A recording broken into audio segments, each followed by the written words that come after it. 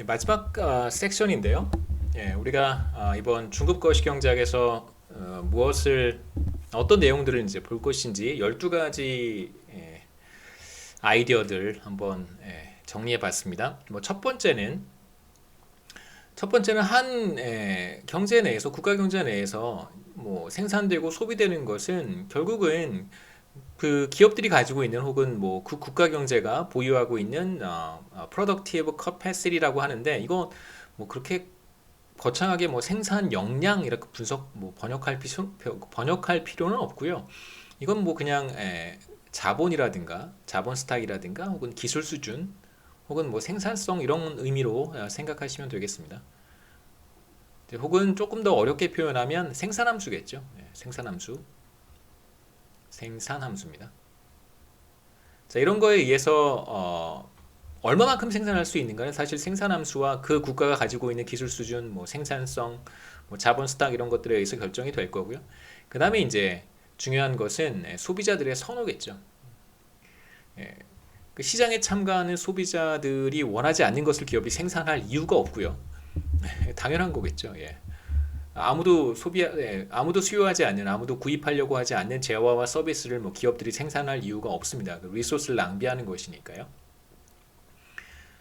반대로 소비자들도 마찬가지입니다. 자신이 원하지 않는 것을 굳이 자신의 소득을 사용해 가면서 구입할 이유는 또 전혀 없겠죠.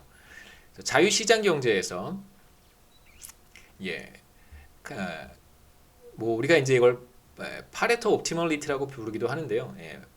자유시장 경제에서 실제로 어, 그 시장에 참가하는 참가자들에게 뭐 그냥 맡겨두면 여기에는 이제 뭐 어떠한 왜곡도 없고요, 어떤 디스토션도 없고, 어떠한 뭐 독점 기업도 없고, 과점 기업도 없고, 시장 실패도 존재하지 않고, 우리가 이제 정말 그 완전 경쟁적인 환경, 그 어느 누구도 시장 가격에 영향을 미치지 못하는 그러한 완전한 경쟁 균형 상태에서 우리는 어떤 결과를 얻게 되냐면 자원 배분이 효율적이 된다고 하는 결과를 얻습니다. 자, 이게 바로 예, 그 First Welfare Theorem이라고 부르는데요.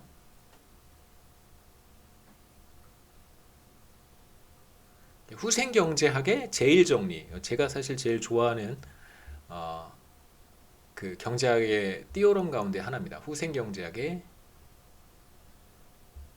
제일 정리. First Welfare Theorem이고요. First Welfare Theorem이라고 하는 것이 무엇이냐면 완전 경쟁 균형. 여러분 다 알고 계시죠? Comparative Equilibrium이라고 하는 완전 경쟁 균형은 바로 파레토 옵티멀이다. 이런 뜻입니다. 파레토 옵티멀하다 이렇게 얘기하고요. 그러니까 파레토 옵티멀이라고 하는 그러니까 효율적인 자원 배분을 달성할 수 있다라고 하는 이제 의미는 우리가 이제 efficient allocation의 뜻은 바로 그런 거잖아요. 누구 하나를 괴롭게 만들지 않고서는 다른 누군가를 좋게 만들 수 없는 상태. 그러니까 한 사람을 더 좋게 만들어 줄 수 없는 누군가의 희생 없이는 또 다른 누군가를 좋게 만들어 줄 수 없는 그런 상태가 바로 파레토 옵티멀리티, 효율적인 자원 배분 혹은 파레토 효율적이다, 파레토 최적이다 이런 표현을 씁니다. 그러니까 누군가를 반드시 좋게 만들어 주려면 누군가의 희생이 필요하다는 뜻이겠죠. 그러니까 완전 경쟁적인 시장에 맡겨두면 뭐 소비자들 혹은 기업들이 거래를 통해서 어떤 균형이 달성이 될 텐데 그러한 균형의 중요한 특징이 바로 뭐냐면 효율적이라는 것입니다. 파레토 옵티멀하다는 것이죠. 그 얘기를 우리가 5장에서 간단하게 살펴볼 것이고요. 6장에서는 아까 간단하게 말씀드렸듯이 실업에 대한 이야기를 한번 보도록 하겠습니다. 자, 우리가 살펴보려고 하는 실업은 비교적 새로운 접근법을 여러분들께 소개하고 싶은데요. 경제학 원론이라든가 미시경제학에서는 실업급여에 대한 이야기, 아니 죄송합니다. 그 최저임금에 대한 이야기를 실업과 결부시켜서 설명을 해요. 간단하게 아까 그림을 그렸듯이 노동시장에서 노동 수요 곡선과 노동 공급 곡선이 만나는 곳에서 균형이 결정될 텐데 최저임금이라고 하는 것은 이 균형 임금보다 높게 설정이 된다는 것이고요. 그렇게 되면 임금이 높으니까 노동 서비스를 제공하려고 하는 사람들은 이만큼 되는데 노동을 수요하려고 하는 기업의 수요량은 요만큼밖에 되지 않기 때문에 이만큼의 이제 실업이 발생할 수 있다는 것이 우리가 통상적으로 분석하는 이제 최저임금 분석 방법인데요. 우리가 6장에서는 이러한 접근법을 취하지 않고 비교적 새로운 방법으로 여러분들께 실업에 대한 이야기를 하도록 하겠습니다. 여기서의 실업은 사실 마찰적 실업이라고 보통 부르고요. frictional unemployment라고 얘기하는데 마찰적 실업이 발생하게 되는 여러 가지 요인들이 있겠습니다만 뭐 이제 구직 활동을 할 때 상당한 시간이 걸리죠. 뭐 일주일 혹은 2주일, 짧게는 뭐 그 정도, 길게는 한 달 정도 시간이 걸립니다. 마찬가지로 사람을 뽑는 채용하는 기업 입장에서도 베이컨시를 포스팅을 하고 그 다음에 인터뷰를 해야 되고요. 뭐 이제 뭐 서류 심사를 통해서 캔디데이트를 어느 정도 추려내고 그 사람들을 이제 인터뷰하고 누구에게 이제 잡 오퍼를 줄 것인지 결정을 해야 되는데 그 시간도 사실 짧지 않습니다. 뭐 짧게는 2, 3주에서 길게는 뭐 한 달, 뭐 2달 이렇게 시간이 걸리겠죠.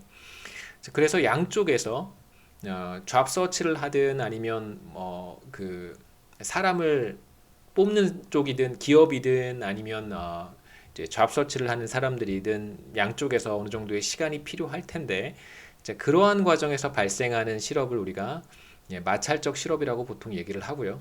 이 마찰적 실업은 뭐 경제 상황이 뭐 좋든 나쁘든 상관없이 항상 발생할 수 있습니다.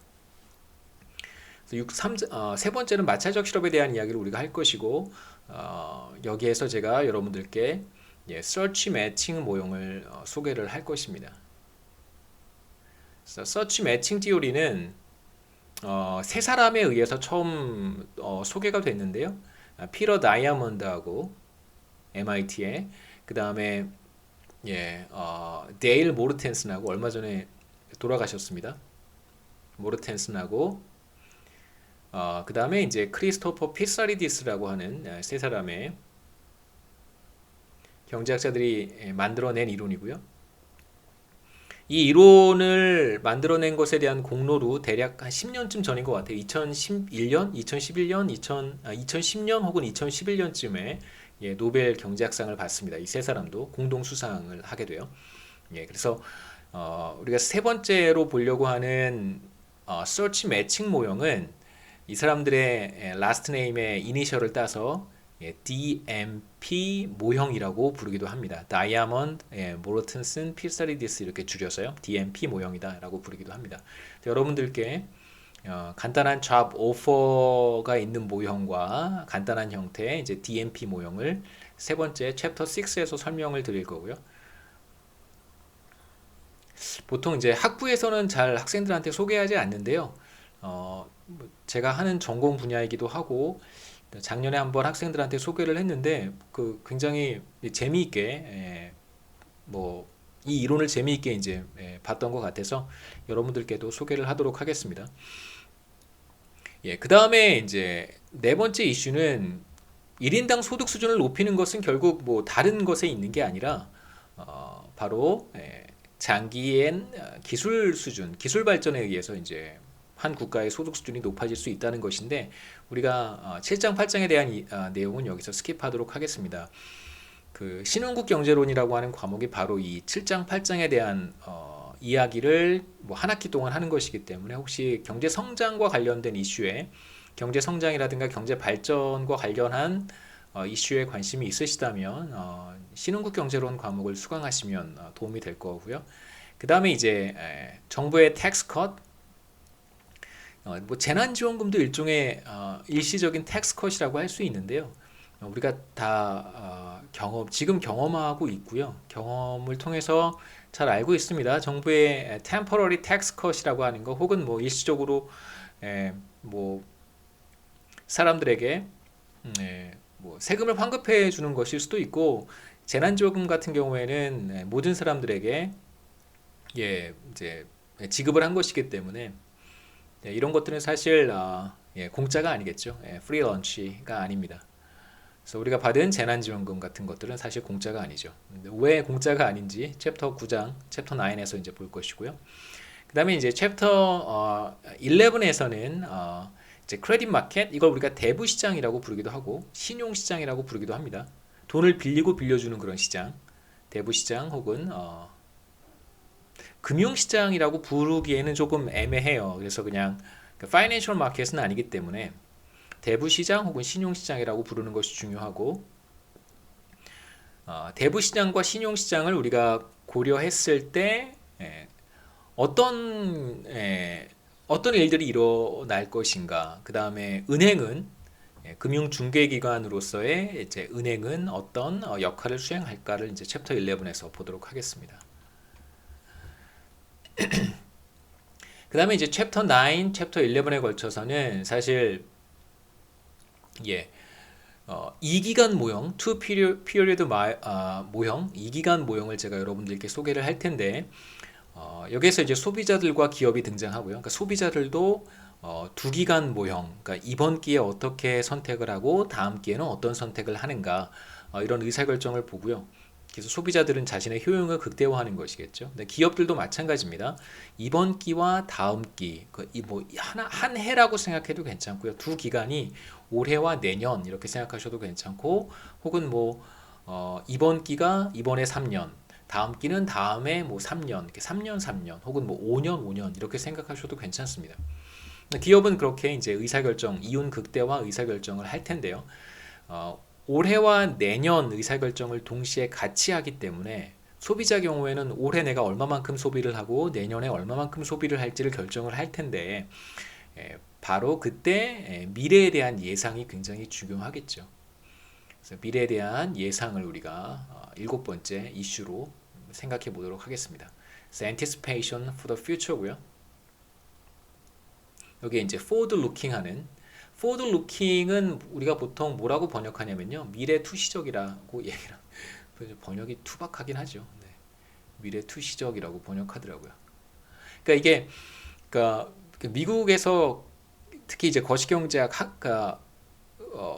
학문이 발전하는 속도가 사실 굉장히 빨라요. 그 트렌드도 매우 빠르고, 트렌드가 바뀌는 속도도 매우 빠르고, 새로운 용어가 비교적 빈번하게 등장하는데요. 그걸 우리가 이제 그때그때 우리도 사실 비슷한 현상들이 있고, 우리도 이제 그런 트렌드에 맞춰서 같은 비슷한 이슈들을 보는데, 그러다 보면 이제 우리가 접하지 못했던 단어들도 번역을 해야 되잖아요. 그런 번역들이 지금은 이렇게 번역하고 있는 것 같은데, 제가 혹시 더 나은 번역을 보게 되면 이게 뭐 모든 경제학자들이 약속하고 번역하는 게 아닙니다. 그러니까 우리가 이제 뭐 forward looking은 이렇게 번역해서 씁시다라고 약속하는 게 아니고요.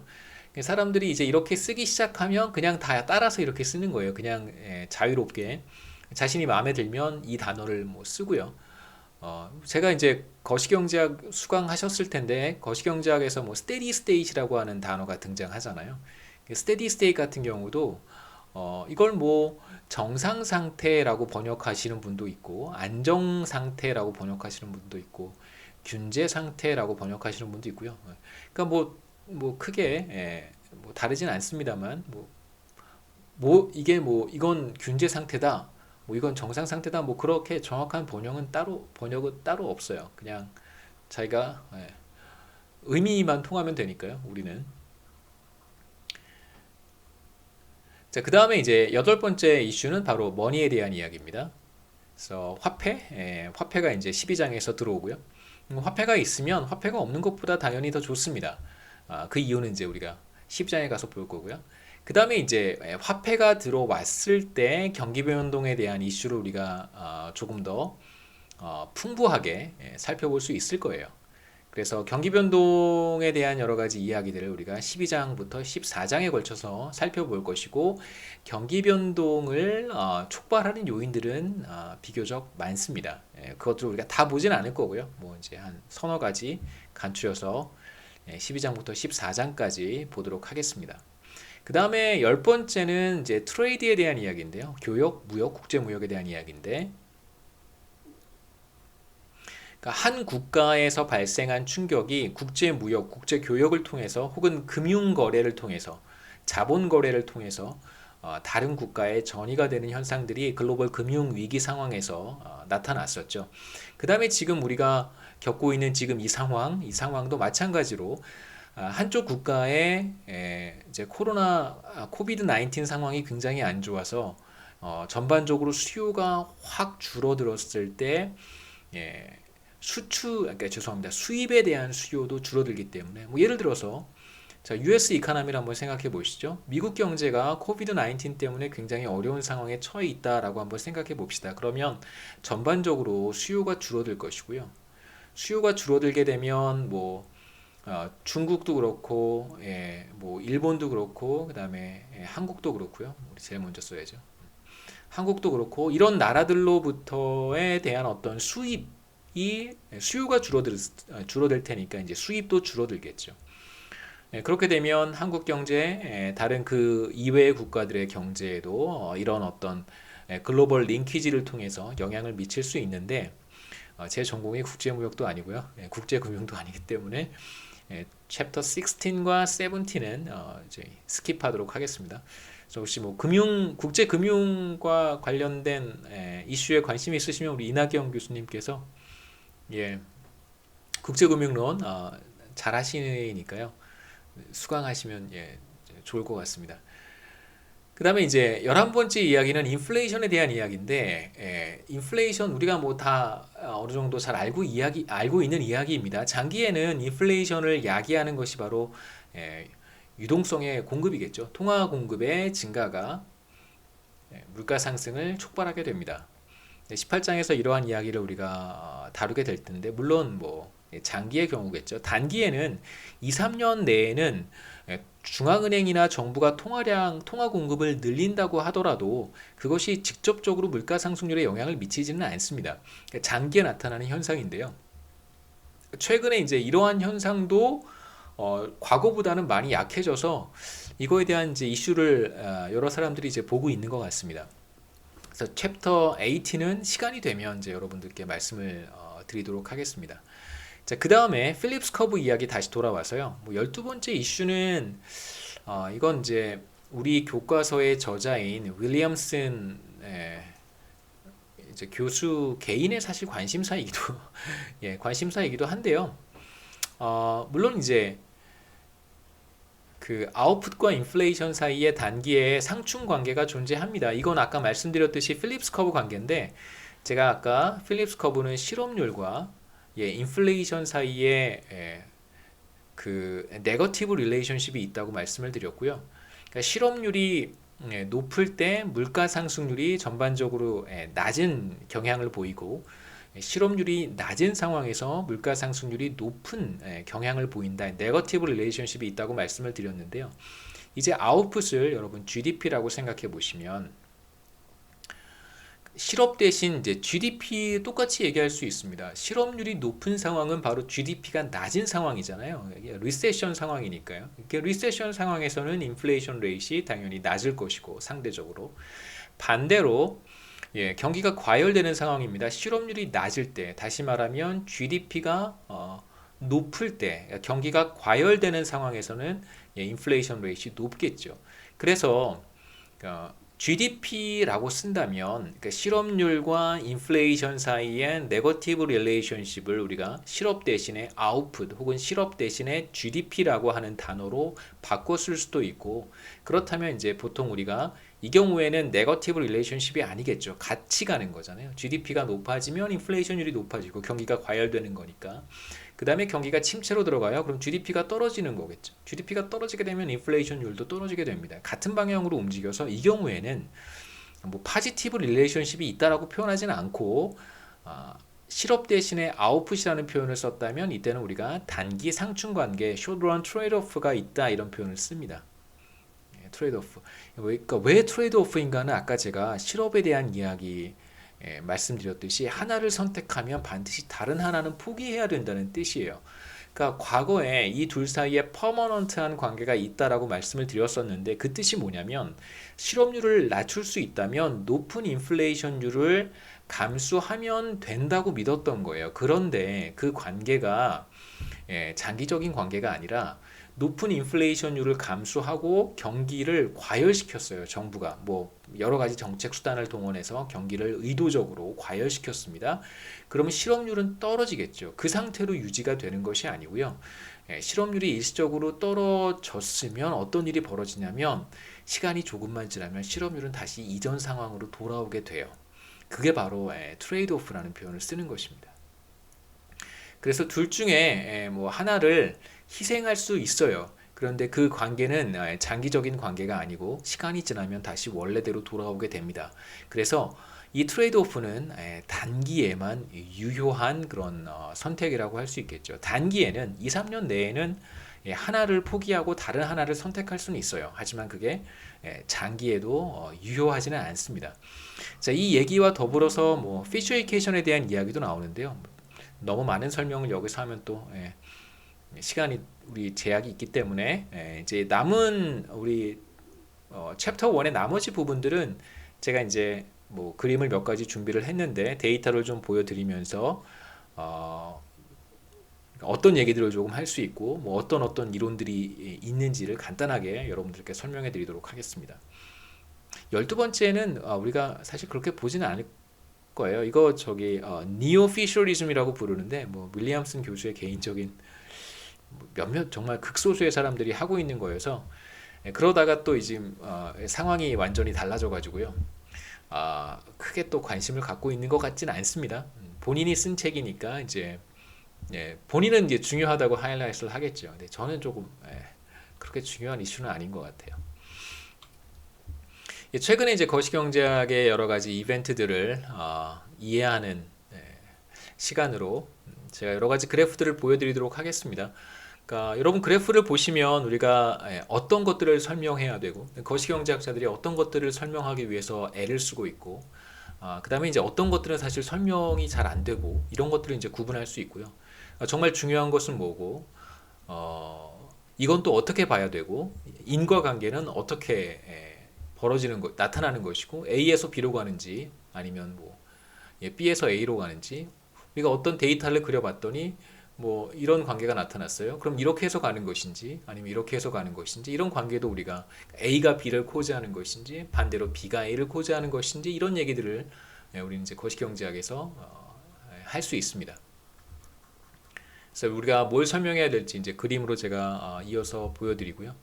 첫 번째 aggregate productivity 뭐 생산성, 경제 전체의 생산성입니다. 총 요소 생산성이라고 부르기도 하고요. 그냥 줄여서 생산성이라고 부르기도 하고 혹은 뭐 total factor productivity라고 해서요. TFP라고 부르기도 합니다.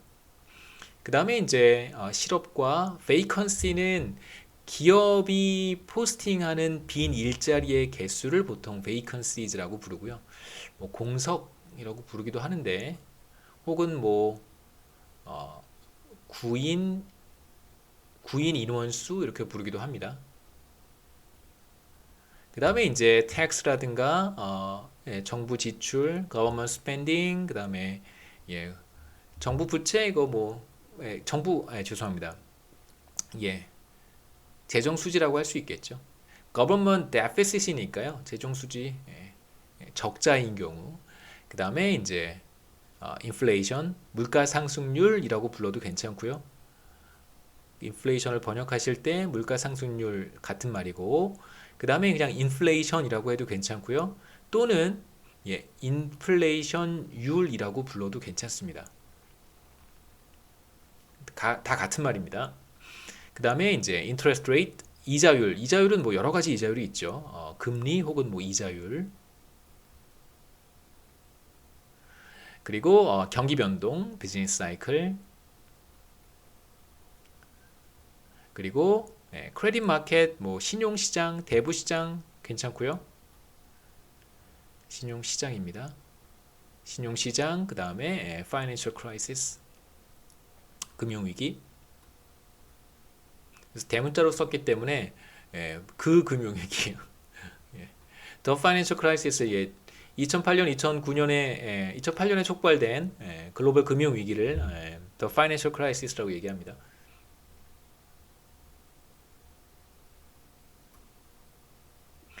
그림을 제가 준비를 했는데요. 하나씩 한번 보시죠. 한국의 노동 생산성의 자유노구 값이고요. 그러니까 뭐 노동 생산성을 어떻게 측정했는가, 뭐 간단하게 여기선 제가 측정을 했는데요. GDP를 고용으로 나눈 다음에 취업자 숫자로 나눈 다음에 여기에 이제 자유노구를 취한 거예요. 그 GDP를 취업자 숫자로 나누면 1인당 사실 GDP라기보다는 GDP per worker가 되겠죠. 일한 사람들로 나누었으니까. 자, 여기에 이제 제가 자연노구를 취한 거고요. 보시면 뭐 쭉 이렇게 늘어나다가 증가율이 조금씩 이제 떨어지는 걸 알 수 있겠죠. 이게 점점 이렇게 되잖아요. 그렇죠? 이렇게 직선이면 증가율이 일정한 것이고, 이게 약간 컨케이브하게 변하니까, 이게 컨케이브한 거죠. 컨케이브하게 변하니까 증가율은 점점 떨어진다고 보면 되겠습니다. 그래서 최근의 변화를 보면 도움이 되겠죠. 네. 그래서 최근에 이 데이터는 2020년 2분기까지로 되어 있는 걸로 알고 있는데요. 그래서 우리가 지금 그 처한 상황을 보여주고 있습니다. 이게 글로벌 금융위기 상황이었고요. 이때가 IMF 경제 위기 상황이었습니다. 상황을 우리가 대충 짐작해 볼 수 있고요. 두 번째로 다음 그림을 보시면, 네, 잠시만요. 네, 실업률입니다. 실업률은 이렇게 계산하죠. 실업자들 숫자를 경제활동 인구, 다시 말하면 취업자 수 더하기 실업자 더한 숫자가 바로 경제활동 인구고, 그 비율이 바로 실업률입니다. 그래서 이 데이터는 이제 90년부터 어베일러블 한데요. 그 구직자를 구분하는 기준이 중간에 한번 바뀌어요. 2000년쯤 그러니까 IMF 경제 위기를 겪으면서 이제 구직자들의 기준이 지난 한 달 중에서 일주일 정도 잡서치를 했으면 예전에는 다 실업자였는데, 이제 1999년인가요? 그 기준부터는, 그 이후부터는 이제 4주 구직 활동을 해야 실업자로 그 규정하기 때문에, 이제 카테고라이즈 하기 때문에 규정이 달라지면서 실업률 데이터가 여기서 한번 끊깁니다. 여기서 한번 끊기는데, 이 데이터는 이제 그 미국의 중앙은행 프레드에서 가지고 온 거여서요. 그래서 가장 긴 시계열 자료가 1990년 1월부터 가장 최근 데이터까지고, 이제 지금 우리 상황이 여기 나타나 있습니다. 그래서 글로벌 금융 위기 당시에 IMF 경제 위기 당시 이제 8%, 이때는 정말로 기업들이 많이 파산을 했어요. 실제로 기업들이 많이 부도가 났고 실제로 많이 파산을 했고요. 정리해고도 굉장히 많이 이루어졌습니다.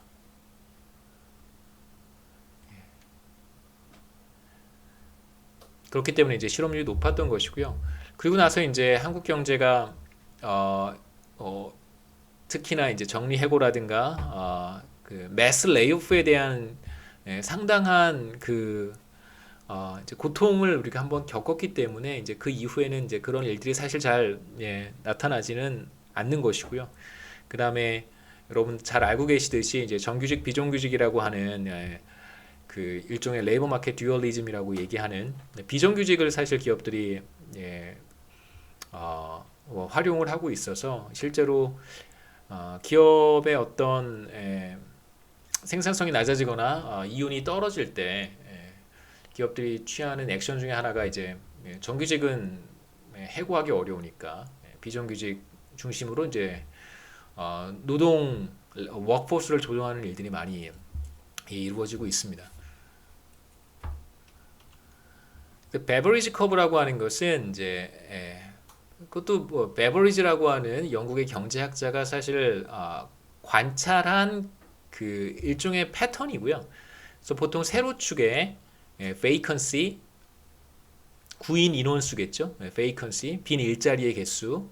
그 다음에 이제 가로축에는 실업률을 표현을 해요. 혹은 뭐 실업자 수 다 괜찮습니다.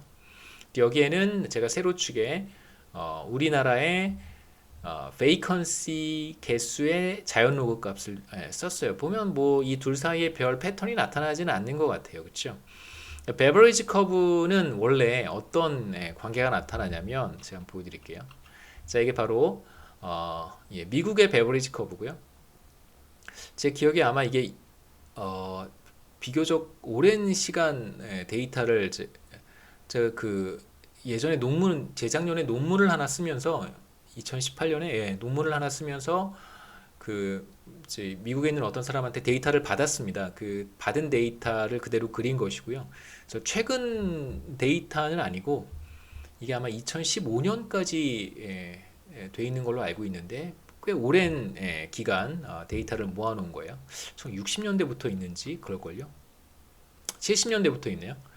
그래서 여기도 마찬가지로 베버리지 커브가 별로 무슨 관계가 있어 보이진 않아요. 여기가 실업률이고요. 세로축이 help wanted index라고 하는 것이 그 vacancy의 개수 똑같습니다. 여기에 자연로그 취한 거고요. 그래서 이 둘 사이에 어떤 관계가 있어 보이진 않는데 이걸 제가 시기별로 끊어보면 어떤 관계가 있는지 보일 거예요. 다음 슬라이드에서 미국 데이터입니다. 70년대, 80년대, 그래서 90년대, 2000년대 이렇게 끊어봤는데 보시면 이런 관계가 있죠. 이 둘 사이에 네거티브 릴레이션십이 있습니다. 이렇게 네거티브 릴레이션십이 있죠. 특히나 이때 보시면 이 베버리지 커브가 이렇게 움직이는 경향을 보이죠. 그렇죠? 이렇게 움직입니다. 정확히 이렇게 움직인 거예요. 시점에 따라서 데이터가 이렇게 움직여 간 겁니다. 보시면 여기에서도 뭐 여기에서 출발해서 이렇게 갔을 거라고 우리가 예상해 볼 수 있겠죠. 아니면 뭐 여기에서 와서 이렇게 왔다 갔다 할 수도 있습니다. 그래서 대체적으로 실업률과 vacancy 사이에 unemployment와 vacancy 사이에 이런 네거티브 릴레이션십을 갖는다는 것이 바로 베버리지 커브예요. 그래서 베버리지라고 하는 경제학자가 기업이 포스팅하는 빈 일자리, 그러니까 구인 인원수, vacancy와 그 다음에 실업률 사이에 이런 네거티브 릴레이션십이 있다는 것을 데이터를 통해서 관찰을 했습니다. 그게 바로 베버리지 커브고요. 한국에서는 이러한 관계가 잘 나타나진 않아요. 다시 돌아가 보겠습니다. 이게 이제 2000년부터 제가 워크넷이라고 하는 데이터를 받아서 그림을 그려봤는데요. 자, 이 둘 사이에 뚜렷한 관계가 나타나지 않아요. 그래서 마찬가지로 US 데이터와 같이 기간으로 제가 구분해 봤는데 보시면 2000년에서 2015년 사이에도 별로 그런 관계가 나타나진 않고요. 그다음에 2006년부터 2010년까지도 별 관계가 나타나진 않습니다. 마찬가지고 2016년 이후에 뭐 약간 이렇게 조금 나타나는 것 같기는 한데 뭔가 이렇게 스트롱하다고 말하기는 좀 어렵죠. 그래서 우리나라에서는 베버리지 커브가 그렇게 스트롱하게 나타나지는 이제 않는다라고 얘기할 수는 있습니다.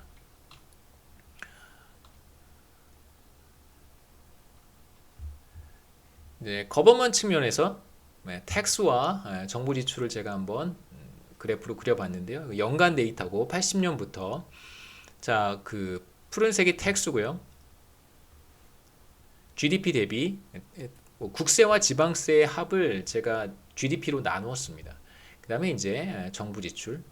그래서 쭉 보시면 뭐 어떤 시점에서는 정부 지출이 조세 수입보다 우리가 조세 수입이라고 불러도 괜찮아요.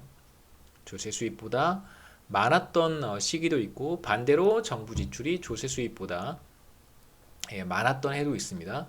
그래서 이제 최근 들어서는 정부 지출이 늘어났기 때문에 정부 지출이 조세 수입보다 이제 높은 걸 보실 수 있고요. 그 전에는 글로벌 금융 위기 이전에는 대체적으로 항상 조세 수입이 정부 지출보다는 더 높았습니다. 그 다음에 이제 통합 재정 수지라고 하는 것이 있는데요. 정부 수입에서 이제 정부 지출을 차감한 거예요. 그래서 앞서 봤던 텍스와 정부 지출과는 조금 다른 데이터입니다. 이 데이터와 다시 말씀드리면 국세 지방세 합에서 정부 지출, 거버먼트 스펜딩을 뺀 게 재정 수지 데이터인가라고 하면 그건 아니라는 거예요. 여기서는 그냥 국세 지방세 합이고요. 그다음에 거버먼트 스펜딩이고, 근데 여기에서는 이제 중앙 정부, 대체로 중앙 정부에서 중앙정부의 이제 예산이겠죠. 1년 동안 예산 수입, 그다음에 수입과 중앙정부의 지출의 차이를 통합 재정 수지라고 얘기를 합니다. 재정 수지도 GDP 대비 비율로 표시를 한 것이고요. 대체로 글로벌 금융 위기 때 통합 재정 수지가 마이너스가 됐고, 그다음에 이제 뭐 이게 지금 그 2019년에 사실 작년부터 일본 수출 규제, 그다음에 이제 여러 가지 요인이 작용했을 거라고 생각하는데요. 2019년부터 사실상 경제가 매우 좋지 않았습니다. 제가 자신 있게 말씀드릴 수 있어요. 2019년부터 경기가 둔화되기 시작했습니다. 지금 경제 위기는 사실 뭐 코로나 바이러스라고 말을 할 수 있겠습니다만, 이미 둔화되기 시작한 시점은 작년 여름 가을부터라고 말씀드릴 수 있어요. 자, 지금 보시는 데이터는 인플레이션율입니다.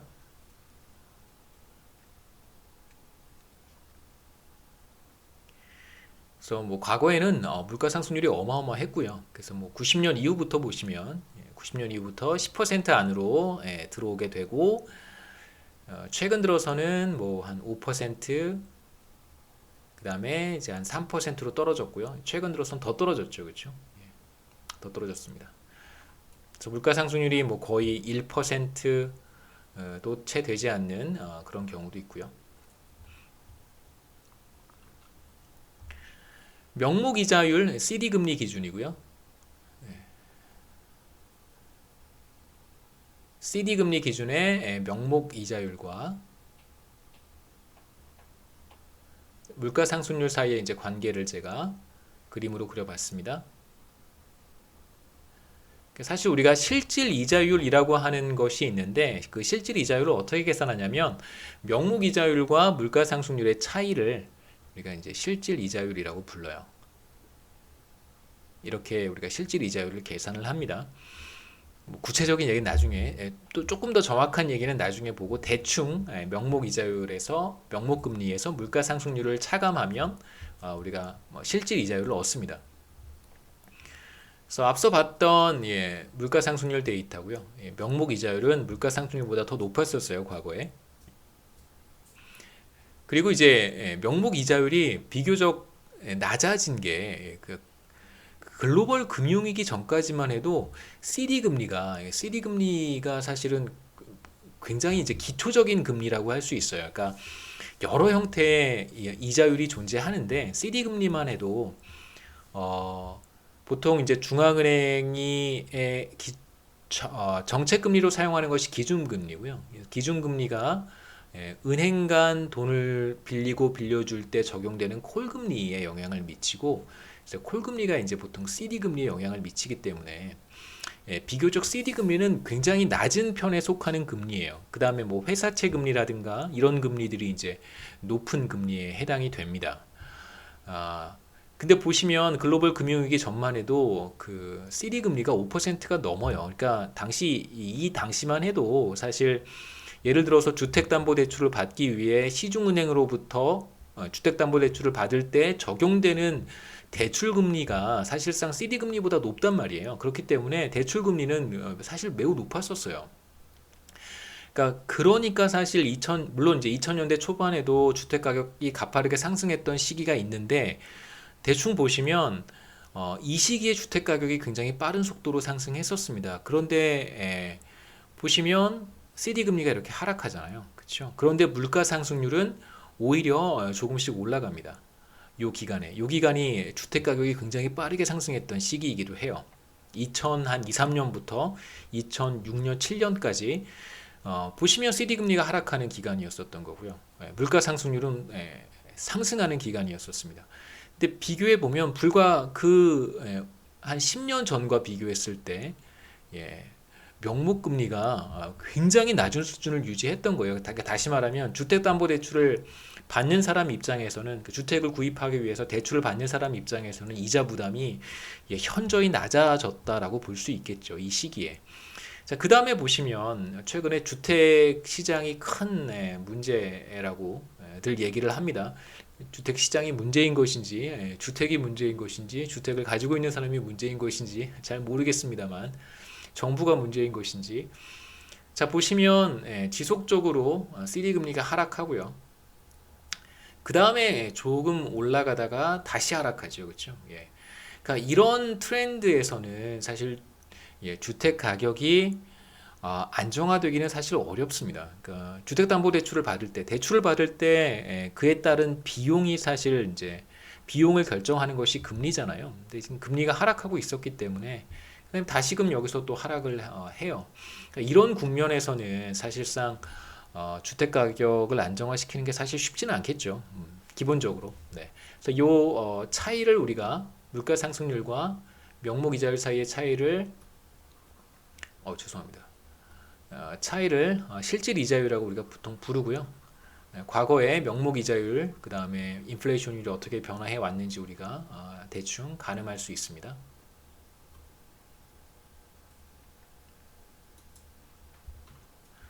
그래서 실질 이자율은 아까 말씀드렸듯이 이제 명목 이자율과 인플레이션율의 차이로 우리가 정의를 하고요. 대체로 실질 이자율이 0%가 되지 않았던 시기도 물론 있고, 이렇게 이런 시기들과 사실 이제 요 시기는 글로벌 금융위기를 경험했던 기간이기 때문에 좀 예외적이라고 할 수 있고요. 주택 시장이 어떻게 반응할 것인가는 사실 요 기간에 실질 이자율로 판단해 볼 수도 있습니다. 최근에 이제 실질 이자율이 다시 올라가기 시작했고요. 물가 상승률 때문에. 이 그림은 이제 경기 변동을 보여주는 그림인데 보통 80년 이전 데이터는 그렇게 인포머티브하지 않아요. 그러니까 정보를 얻기가 좀 쉽지는 않습니다. 그러니까 가장 좋은 게 제 생각에는 한 90년 이후부터 보는 것이 경기 변동 의미가 있을 것 같고요. IMF 경제 위기 때 우리나라 GDP가 얼마만큼 떨어졌는지 볼 수 있습니다. 대략 0.05니까 5%고요. 그래서 7%에서 8%까지 GDP가 하락했고, 그 다음에 이제 여기가 글로벌 금융위기인데 대충 한 4% 떨어진 거죠. 마이너스 4%. 그 다음에 지금 우리가 여기에 와 있습니다. 마이너스 거의 5%. 굉장히 혹독한 시간을 보내고 있는 것이죠. 그래서 경기 변동은 이렇게 사이클을 갔습니다. 보통 짧은 사이클도 있었고 이렇게 한번 큰 사이클도 있었고요. 그 다음에 이제 다시 한번 사이클을 우리가 맞닥뜨리게 됐습니다. 인터레스트 레이트 스프레드인데요. 지금 시간이 한 70, 80분이 다 돼가고 있어서 여기서 마치고요. 이거 마저 하겠습니다. 다음 시간에 2장을 시작하는 게 좋을 것 같아서 마저 끝내죠.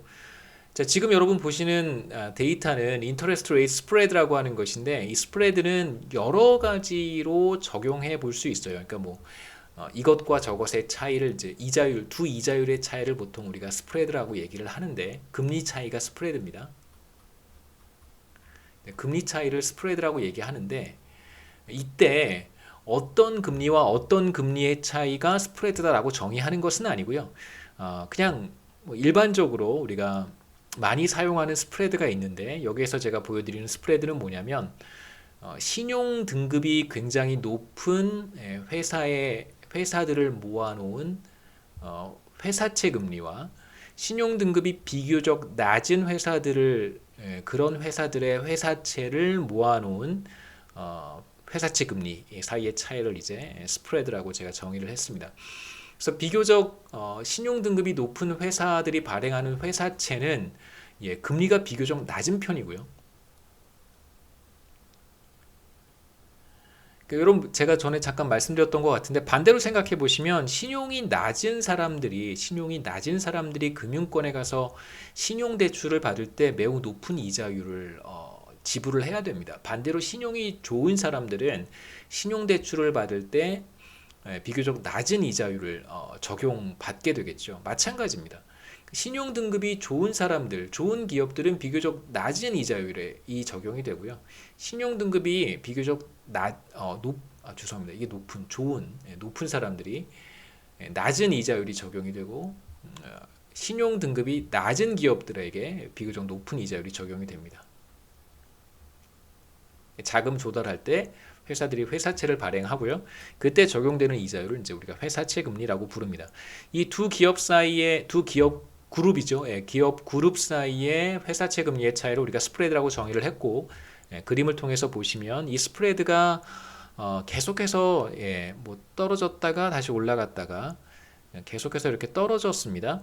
금리 차이가 이제 줄어든 것이죠. 이제 그러다가 보통 경제 상황이 매우 나빠지면 이 차이가 다시 이렇게 보통 벌어지는데 금리 차이가 이렇게 막 확대가 되는 거죠. 금리가 이렇게 벌어지는 겁니다. 크레딧이 굉장히 좋은 회사들의 금리는 더 떨어지고 보통 이런 이제 현상들이 나타나는데요. 경제 상황이 안 좋을 때 스프레드가 이렇게 벌어지고 그러다가 이제 다시 경제 상황이 뭐 정상적으로 돌아오게 되면 떨어지는데 저도 이거는 의문이에요. 그래서 굉장히 궁금합니다. 왜 글로벌 금융 위기가 끝났음에도 불구하고 이 스프레드가 줄어들지 않았는지 저도 궁금해요. 이렇게 다시 이전 수준으로 돌아와야 되는데 이전 수준으로 돌아오지 못하고 다시 높은 상태를 유지하고 있습니다. 최근에 다시 올라갔죠. 이건 저도 사실 설명을 해볼 필요가 있는 그런 문제고 제가 시간이 될 때 한번 왜 한국에서 이런 상황이 벌어지고 있는지를 한번 찾아보도록 하겠습니다. 자, 그 다음에 미국 데이터를 이제 제가 정리해서 간단하게 보여드리고 일장을 마치도록 하겠습니다. 뭐 인플레이션 레이시고요. 마찬가지로 최근에 저물가 상황은 뭐 미국 경제도 크게 다르지는 않습니다.